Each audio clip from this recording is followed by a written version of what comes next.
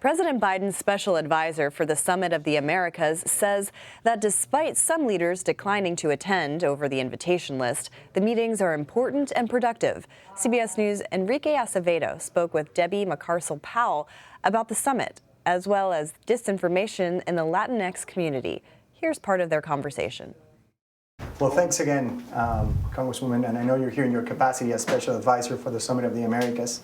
Until now, most of the headlines about the summit, now that it's finally gotten started, have been about who's not taking part of the summit, who's not here. In the case of Mexico, President López Obrador declined to be part of the summit. What do you think about that, and what does that say about our relationship with the region? The fact is that Mexico is our most important partner and our strategic ally, not just because we're neighbors, but in the entire Western Hemisphere. Yeah, look, I think that Mexico they have been, they are, and they will remain a very important partner for the United States.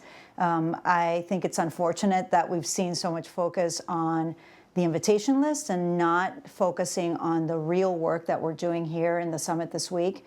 This is going to be a launching pad for several political commitments and compromises to democracy, to rebuilding after COVID-19. We've seen the devastating effects of the COVID pandemic and how it's unveiled the inequities in our social and economic systems. We need to discuss the threats of the climate crisis. We know that that's a matter of national security, not just here for the United States, but for Caribbean nations and all the nations really in the hemisphere. We need to discuss the threat of disinformation, protecting democratic governance, expanding digitalization. And the fact that he's not going to be here present doesn't mean Mexico's participating. They are sending representatives, and they are 100% committed in ensuring that we create commitments where they can participate so that we can build a more equitable, resilient future for all of the Americas.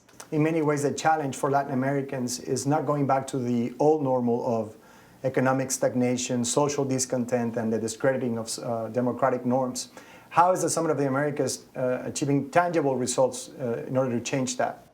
Well, one of the things that I'm really excited about, I think this is going to be one of the most inclusive summits that we've seen in the past. We are speaking with thousands of members of civil society who are coming from all over the region, Venezuelans, Cubans, Nicaraguans, who are really working together to combat the threat of political violence.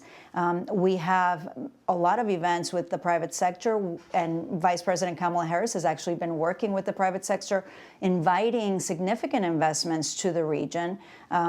Companies like Microsoft, who are working very closely with communities in Central America in expanding technology so that people can have access to the internet, so that they can participate in the economy and e-commerce, which we've seen that so many people here in the United States, but also in Latin America, still have not that equitable access to technology.